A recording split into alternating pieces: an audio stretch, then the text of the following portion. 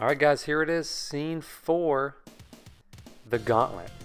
Alright guys, we're taking this on. So right off the bat, you'll see these things that look a lot like a kind of a popular culture icon, or a pop culture icon. Looks a lot like, would you say, Sigourney Weaver, circa 1970-80 Alien? Yeah, these are the pizza monsters that were made popular by the comic. And they are basically just terrorizing this level. So the easiest way is just to kind of hit at them, try to be quick, try to hit them as soon as they strike out of the water, because otherwise they're kind of difficult to get when they're in the air. So just kind of be quick to kind of hit them before, and you know that just adds to your kill list. If you guys do see, I will admit, you see up at the top right corner, my kill count is back down to like 45. A lot less than the 300. I did die. I'm not showing you guys that, but I had to continue. And so we jump right into it. That this is called the Gauntlet for a reason, because we literally are going through the gauntlet of all the previous enemies. Not my favorite type of level, just because it's not anything new. It's like we're at the 4th stage and we're just fighting bosses, and that's pretty much it. Like it's not really that tough of a level. Well, I guess it is tough, but it just, I don't know. It's just with a game that they could have done so much more. They could have introduced a whole nother level. Instead, they've used kind of the cave-looking appearance to it again, and we're fighting the base of the same bosses again. They're just the sprites are just a different color. So right away we're fighting Leatherhead, and he's the first boss up, and his attacks are basically the same. Like everything is the same thing from previous. So you take 4 or 5 hits. Let's see. You get 1, 2, 3, 4 hits, and then he goes back to throwing his knives at you. How this Joker has that many amount of knives on him when he's wearing just a vest and a Speedo and some jeggings, and he's doing the Thriller, and he's done, is beyond me. So we beat Leatherhead. We move on. You think there's going to be some more to this, but nope. We go straight into the next boss. We have an orange Rocksteady. Remember to jump a little delayed, because otherwise, dang, that was ridiculous. Otherwise he'll hit you. So just get up to him, hit him 4 times, do a delayed jump, and it's pretty much the same thing. Like I said, I'm not the biggest fan of this level. My least favorite level out of all of them. I mean, it does make it somewhat of a challenge, because you have to fight these bosses one after the other, but once you kind of figure out their patterns, they're pretty easy to beat. And obviously with two players, I want to say it's I want to say it's a little bit more difficult if you have 2 players, but then it also could be easier. So I don't know. So we're just gonna keep swatting at him. He throws the grenades, which I can't remember if he did that in the previous stage, 2nd stage, or if this is a new thing. I know we did shoot the gun, but I don't even remember.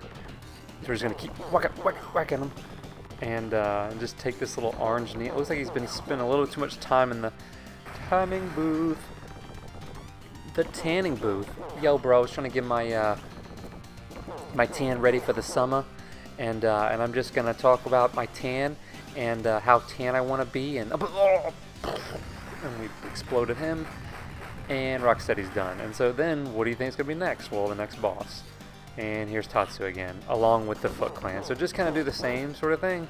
Just fight the Foot Clan and attack Tatsu.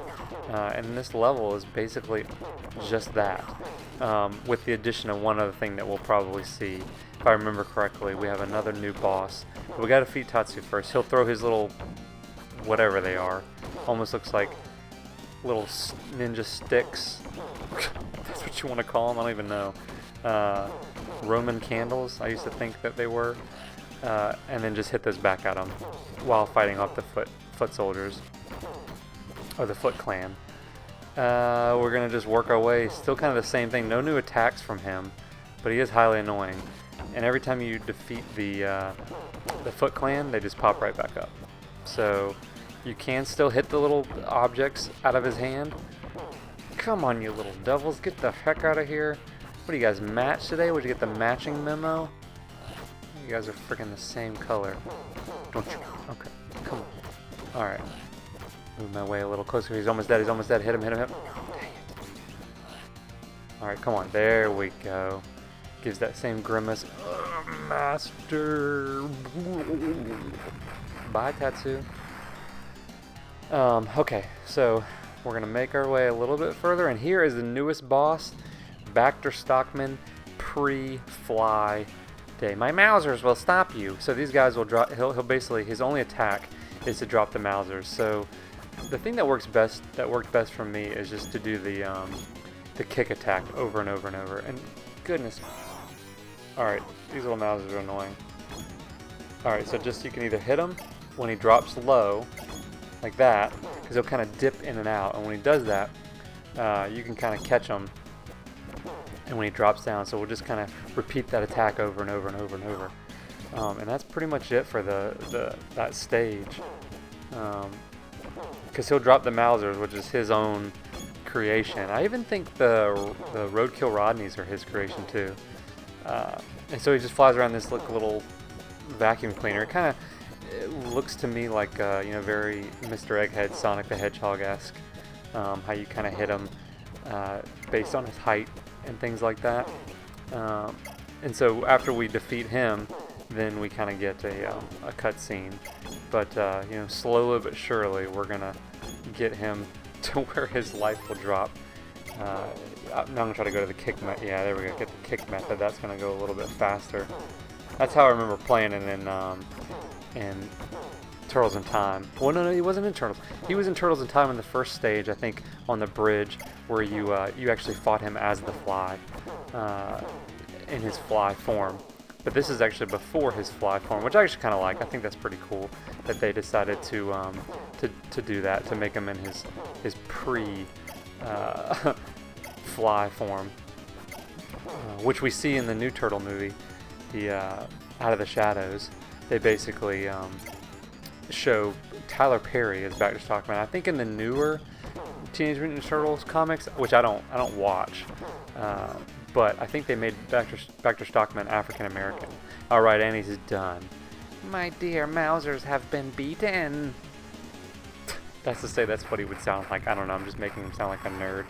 All right, guys. Stage 4 clear. The Gauntlet done. All right, cool. Now let's watch this little cutscene. Dead end. But the detector indicates that he is close by. Uh-oh. What's coming for you? What's coming? Q X gonna give it to you, music. Shredder gonna give it to you. Gonna give it. Welcome, puny turtles. Fools, feel the wrath of the Hyperstone. See, he's wearing his little Hyperstone ring, and there's a Technodrome. Hey, dudes, let's go. Let's jump up into the cave, and then, oh, now we're landing in the Technodrome. All right, guys. Scene 5 is next. The final shell shock. Thanks for watching. Thumbs up, subscribe, all that good stuff. And I'll see you guys next time. Thanks.